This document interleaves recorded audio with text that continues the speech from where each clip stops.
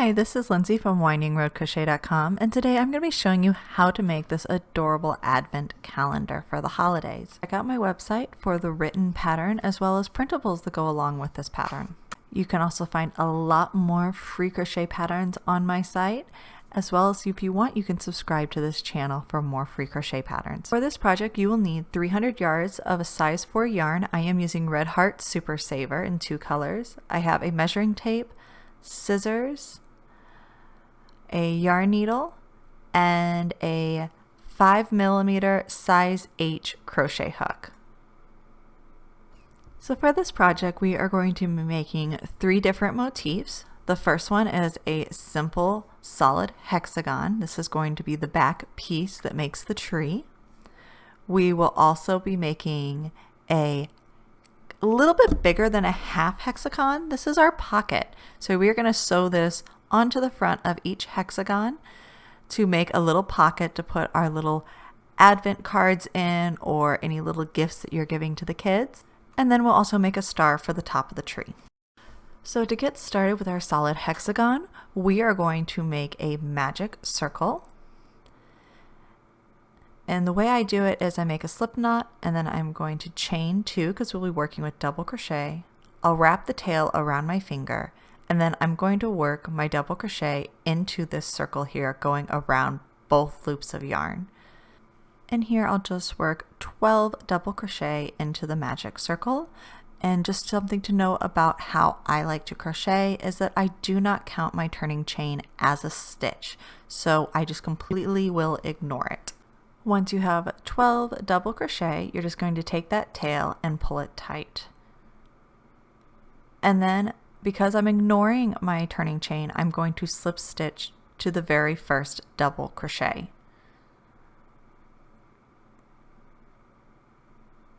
So now for our second row, we're going to start with a chain 2, and then we're going to work into the exact same stitch that we slip stitched to, and we'll work a double crochet into that first stitch, and then into the next stitch, we're going to work a double crochet, we're going to chain 2, and then work another double crochet into the very same stitch. And this is just simply how we are going to create the corners of the hexagon.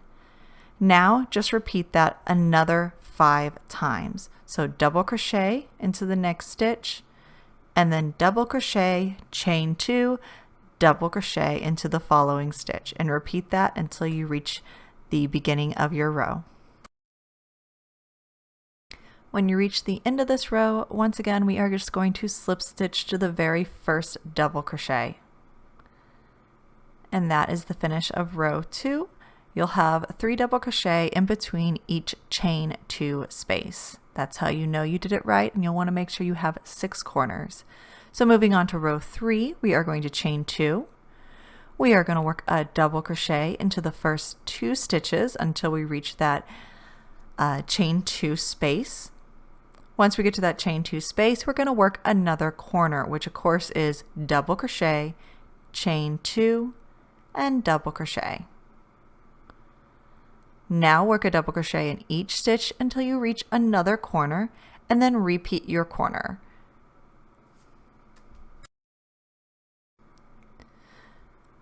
So once you reach the end of this row, we will work our very last corner, and then you'll have 1 more stitch left to work a double crochet into. Slip stitch to your first double crochet, and your hexagon is completely done. You will have 5 double crochet in between all of your chain 2 spaces. Just clip your thread, yarn over, and pull through the last loop on the hook. Now you'll just need to make 21 green hexagons and 3 in brown. Now we're going to make our front pockets. And of course you don't need to have the front pockets, but it just adds a lot of fun. Also, if you check out the tutorial on my blog for this, I mention 4 different ways that you can use this advent calendar. Now we're starting up the half hexagon just like we did the solid hexagon with a magic circle. And in the magic circle, we are going to double crochet 9. These little pockets are perfect for holding candies, small gifts, or the printable tradition cards that I created for this pattern. When you are completed, you are just going to pull that tail shut. Now, since this is a half hexagon, we will not be slip stitching. Instead, you're going to chain 2 and turn your work. You are going to want to double crochet into the very first 2 stitches. And then just like our hexagon, we're going to work a corner. Corner is exactly the same. It is double crochet, chain 2, double crochet. Now you're going to work 1 more double crochet into the next stitch. You'll work another corner. So double crochet, chain 2, double crochet. Work 1 more double crochet into the next stitch. And then a corner, double crochet, chain 2, double crochet, and then work a double crochet into the last 2 stitches.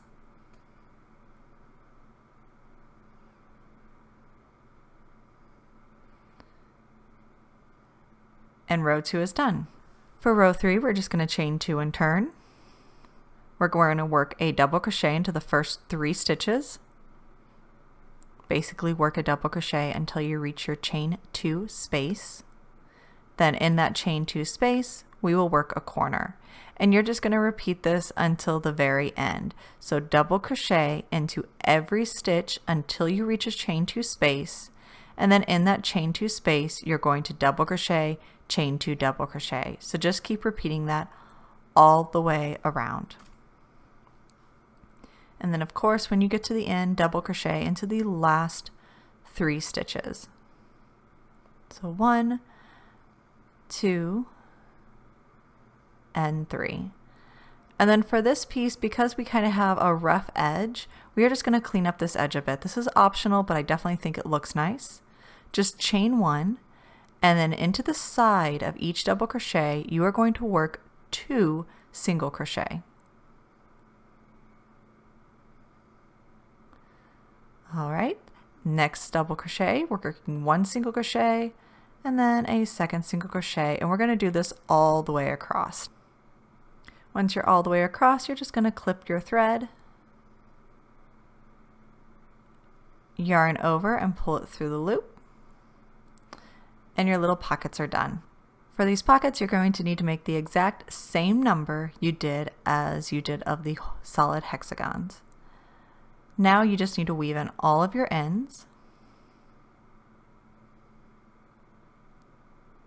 So just take a yarn needle, thread your yarn, push it under a few of the stitches, the base of the stitches, and then I like to go back and forth 3 times. That really makes sure that your yarn end is secure. But you will just do this for all of your hexagons and half hexagons.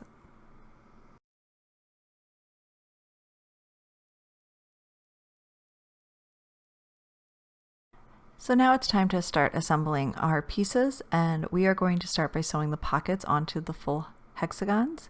And the way I'm going to do this is a little kind of time saver trick, is I like to actually weave in my tail first, and then after I weave it in, that's when I'll go over and start sewing with it. It just kind of saves me time. Maybe it takes the same amount of time, but at least doesn't feel like 2 tasks. It just feels like 1. So then I'm going to move my yarn over to where I'm going to start sewing into this corner. And then I'm going to place a half hexagon on top of the full hexagon. And from here, I'm just going to do what they call a running stitch. It's just an up, down stitch, attaching these 2 pieces together. And I am using brown. I feel like the brown gives it a little bit more of a noticeable stitch, kind of a little bit more of that hand sewn look by having those stitches a little noticeable. So I'm just going to go up and down through these stitches until I'm all the way around. So once I've worked my yarn all the way around, on the back side, I'm going to go ahead and weave in my yarn again. This way this piece is completely done and your pocket is finished. So just going under a few stitches, back and forth with my yarn. And as I said, I like to do this at least 3 times. Now I could definitely clip this here. That is totally fine. But since I like to make this as little steps as possible, I'm going to grab a piece that already has a pocket on it. And I'm just going to go ahead, use the yarn I have, keep myself from having extra ends, and I'm going to sew these 2 together. So to do this, you are just going to whip stitch these 2 together, and I try to do is I try to keep working only in the layer that has the full hexagon, trying to skip over that pocket so that you don't have that whip stitch dash in the center of the pockets. And once I have these sewn together, I'm just going to take my yarn one more time, and I'm actually going to bring it up into the bottom of row 2, and I'm going to weave in my end one more time, clip it, and then these 2 pieces will be done. So here's my 2 pieces sewn together, and then you are just going to do this in the right order, which there is a diagram available on the blog post, but I believe it's a row of 6, row of 5, row of 4 of these, and they're just going to fit together like a puzzle piece. Have a row of 3, row of 2, and row of 1 to create our tree at the top. And now you're just going to sew these long rows in between. I also have for the bottom, it's 3 together for our tree trunk. So now we're just going to sew that horizontal line in between these 2, connecting everything. Of course, this tree wouldn't be complete without a star on the top. So we're going to make a star, and it's very similar to making our hexagons. Just make a magic circle and work 15 double crochet into the magic circle.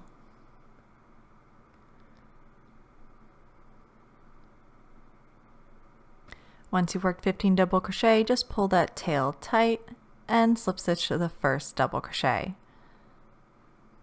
Now it's time to make the points of our stars. We will start by chaining 5, 3, 4, 5, work a single crochet into the second chain from the hook, work a half double crochet into the next chain, a double crochet,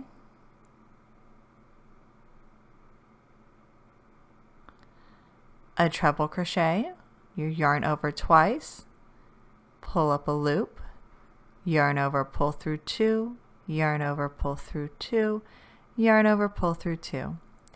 Now from here we are going to skip 2 stitches and slip stitch to the 3rd stitch.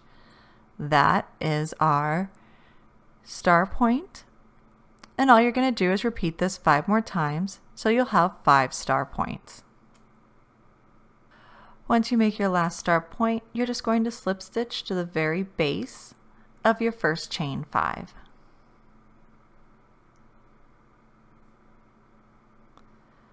Clip your yarn, yarn over and pull through the very last loop. Weave in your ends, and then I would definitely wet this, wring it out, and then lay it flat to dry so that it holds its shape just a little bit better. Now we're going to take the star and just sew it to the top of our tree. And I just like to tack it right there at the top. Make sure that you don't block your pocket, that you can still get into it. Now that the base of our advent calendar is complete, it's time to add some final details. So we could have definitely embroidered numbers onto this, but it takes a lot of time. So instead I made these printable tags that we can sew onto these, and I actually made a ton of them. I made these tags in 6 different designs, and again you can find this on the written pattern. There's a link in the description box, and it includes the PDF that you can just download for free for these tags. Just using a piece of yarn, I pushed my needle through these tags and then just knotted both sides of the yarn and clipped off the excess. And then you'll just repeat this for all the tags. So of course these little pockets, as I mentioned, are great for holding candy and little gifts. But another way to use it is to sew on 24 little buttons. I've used red here. And you can tuck little ornaments, these little mini ornaments that I got from Amazon. And every day they can put a new ornament on your Christmas tree. These are adorable little ornaments, and I'll leave a link in the description box below of where you can find them. The set came with 24 total, which of course is perfect for this little advent calendar, and I just love the details on these cute little ornaments. Of course, if you don't want to use the ornaments, another thing I've provided is these cute little holiday tradition cards. You can find out how to get them on the pattern post, but I made actually 42 different traditions that you can stuff in here to give you different things you can do each day of the holiday.